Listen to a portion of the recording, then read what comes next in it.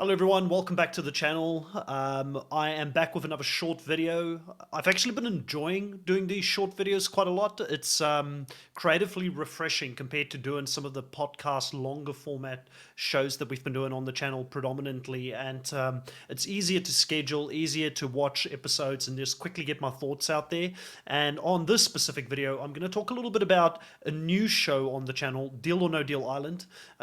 We've never covered it here on the Nullified Take channel, but I always like to explore and watch different shows as they come out. And I did watch Deal or No Deal Island season 1 at a time where there wasn't much other shows going on, and I was curious to see what it was about because every time I looked at TikTok, I would see Boston Rob on the show and shorts of some of the moves that he was making in season 1, and that kind of got me interested in the show. I've never been Boston Rob's #1 fan because I've always believed he's got many fans when it comes to the Survivor world that has given him his flowers. So I didn't necessarily think I needed to do that from my end. I've got other favorites, but I've got to say, last season, watching Deal or No Deal Island season 1, it really made me once again appreciate Boston Rob as a competitor, a reality TV character.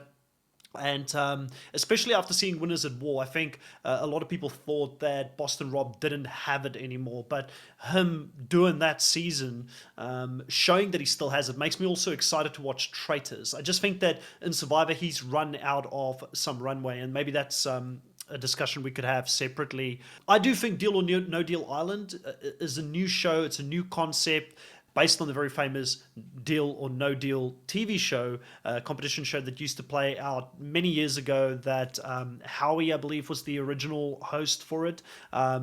He was, yeah, so let me just have a look here. Howie Mandel was the original host for that show, and he was the banker last season and won't be the banker this season, which was one of the big twists of this episode. But I think Deal or No Deal Island is a great show for people who have kind of gotten bored with Survivor in recent seasons. I definitely count myself into that category where I just feel like the show has stagnated. The characters for me have become less interesting to watch. I just don't feel like they cast people with the same level of backbone like they used to on Survivor. And a lot of these other shows like Traitors and Deal or No Deal Island, they've really benefited, I think, from Survivor dropping the ball when it comes to casting and just inviting some of these characters back to come and play the show. So if you look at this season, for instance, it's got Parvati, who's one of the best to ever play. Some people will argue that she is the GOAT.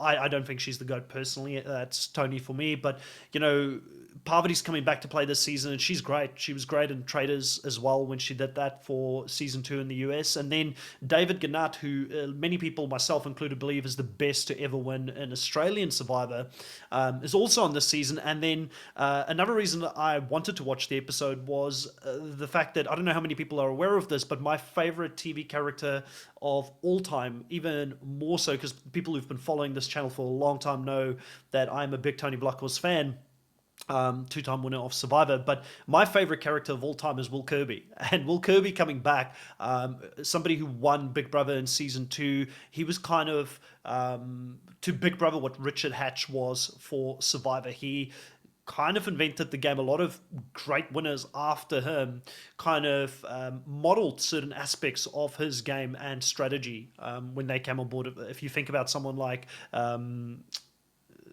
Dan, for instance, who gave a lot of shout out to Chilltown and things like that, which was the alliance of Will Kirby when he played Big Brother. So obviously knowing that Will Kirby is coming in, knowing he's going to be this massive, massive player, got me really excited to watch this. And then obviously also having people like David Genat and then Parvati on it. So what's my thoughts on the first episode? It was a lot of fun. We started it off with the big pyramid scheme challenge that they had to go and do. And in the pyramid scheme, they had different routes of getting to the pyramid. So the red cases are back this season, and the red cases basically means that you can steal from someone. And then obviously one of those cases is the lowest value, similar to the first season. And then there is a new twist that we've now heard about in this season, which is going to be swapping your case for someone else's case. And that will bring a different dynamic to the game as well. So doing that, you had to go down the zip line, which a couple of people ended up going for that. It was Luke, David, and I believe, who was the girl? What was her name? Seychelles, which by the way, love Seychelles. I think Seychelles is going to be someone that's going to be controversial this season because she's got a bit of a bite to her, a little bit of a backbone. That's like, she's one of those characters that, I mean, when I talk about Survivor, not really casting people like this anymore, that doesn't she doesn't mind like just being herself, like, and being a little bit maybe aggressive towards other cast members, and having a strong backbone and an opinion. I just think for reality TV and competitive reality TV, it's such a needed sort of casting choice. She's kind of villainous already in some ways, and Seychelles and David and Luke, they do go for the risky option. And David, I think, did a calculated risk here where he tried to get both of them together to help him look out to see who was going to get the highest value case. And they both, being new to the competitive reality TV landscape, absolutely messed this up by just going out immediately to go select the first two cases. And they had no idea. Like, there's no benefit in rushing down there to get those cases. They had no idea if they were going to get the lowest value, if they were going to get the steal, or if they were going to get the swap. And David was adamant that they needed to swap the $1 million from the high value team to actually have the highest average and not be at the bottom, so that they wouldn't go in to face the banker. And for some other reason, these two just did not do it, which was mind blowing. Seeing that play out, and then Parvati, she was in the team that went for the high case numbers. They had to go over a couple of floating pontoons to get out there and actually collect the cases. And I've got to say, Parvati got one over David Genat here early on. If we're keeping score, it's Parvati 1, David 0, because she did notice that he was sitting back watching them to see who was going to get the high value case. And well done to her. Obviously also a serious player and somebody that's done this for a long time. They swap the cases as soon as they're out of visibility for David, and David should have seen this coming. He's going up against one of the best. He says he's a fan, and he's fanboying this episode as well. But for some other reason, he couldn't think that maybe Parvati would be smart enough to notice him staying up there, and that they would switch the cases as they went around. Because the girl who was in love with him in this episode, Sydney, tried to give him a bone and tried to say, hey, we will do a deal with you and give you the 750k case. That way you guys are not at the bottom. We're not going to take the risk of not being the number one team. And he didn't listen to her. And thought that he knew who had it, and then completely chose wrong.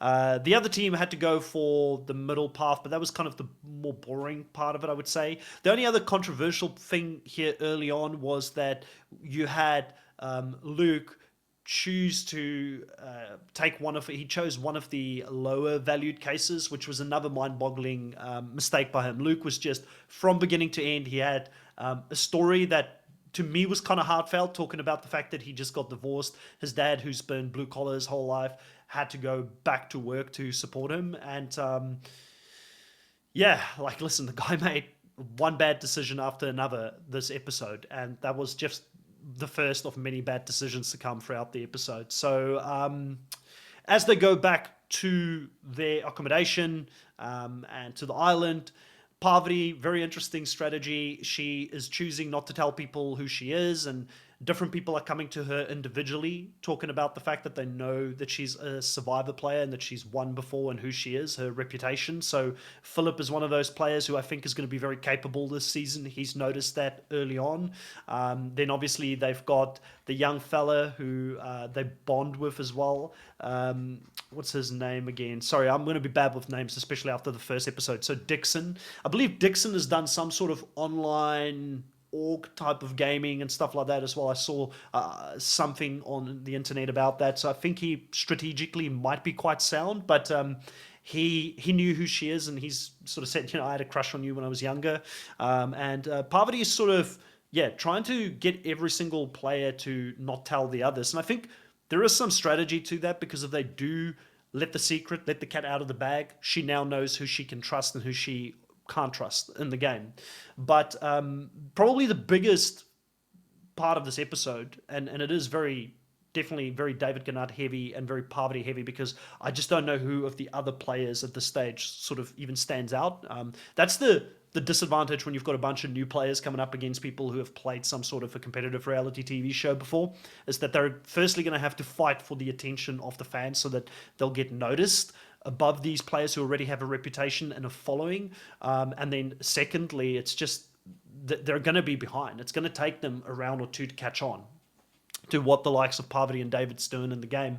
But biggest shock, this is what I was going to say, the biggest shock for me was David and Parvati coming together and working together, because those are two big personalities, and sometimes with that comes a big ego. I think with Parvati probably being the person who would have less of that ego and that would be able to amend to David a bit more. But David as well wanted to work with Parvati, and it kind of makes sense when you're going up against so many new players. You've got this younger crew who are all sort of already banding together. You do need some numbers. This is still a game of some social numbers and having to get people to have your back in the game, because whoever's number one will choose who goes in. And if you want to control your fate, like David said in this episode, you probably want to go in and face the banker. You don't want to leave it up for chance. And I think David's strategy this episode completely sound, trying to get himself to go in. He didn't get any kind of confirmation from Luke that Luke wasn't going to eliminate him from the game if he won the game against the bankers. So completely sound. You don't want to leave anything up for chance. That's like one of the downfalls, or not the downfalls, but one of the downsides of this game, is that there are certain times that the game is kind of out of your control. And he wanted to take some control back, but Sydney, being so in love with him, just couldn't throw him in at the end. And then ultimately, Luke just having an absolute shocker and having two lowercase numbers still in play, one high case, which was $500 from memory. He ended up not taking the deal when it was on offer. I think it was like $300 or something on offer, and then two low numbers. And he ends up going out on a 50-50 where he does end up with the $1. What's the chances of $1 being in his case and going home? So very interesting first episode. I am very excited to see that Will Kirby will be in the game from the next episode onwards. And I don't know if he can win this game, because Will Kirby, if you think David Connaught is high risk, if you think him doing like these risky things in the first episode was ballsy, Dr. Will is another level of that. So he's going to play this game very aggressive, and I think he's going to play with house money when he comes in, and it's potentially going to blow up in his face. But I can guarantee you this, if we have him for one episode, if we have him for two episodes, it's going to be fun and entertaining TV. I'm sort of interested to know, is anybody else watching Deal or No Deal Island? What's your thoughts on the season so far? Are you liking it? Do you think that this is a great alternative to Survivor for people that maybe are a little bit jaded or just want to watch something else? And how many of you are actually familiar with David as well? Because it was quite interesting to see that nobody else on the cast knew who he was except for Parvati. So that's a powerful little bit of information that Parvati is sitting on. So if the heat gets too hot in the kitchen, she can always throw him under the bus. He seems to be quite sincere when he's saying that he wants to work with her, but we all know that Parvati is someone that will look out for numero uno, and I'm interested to see how that is going to play out throughout this game. But yeah, I had a lot of fun watching this episode. Just a quick video to say I will be watching this season, and if people want me to talk more and more about the season as things happen in this shorter format, let me know. I'll definitely be back. If you like this kind of content, hit subscribe, put a like on this, and catch you guys next time.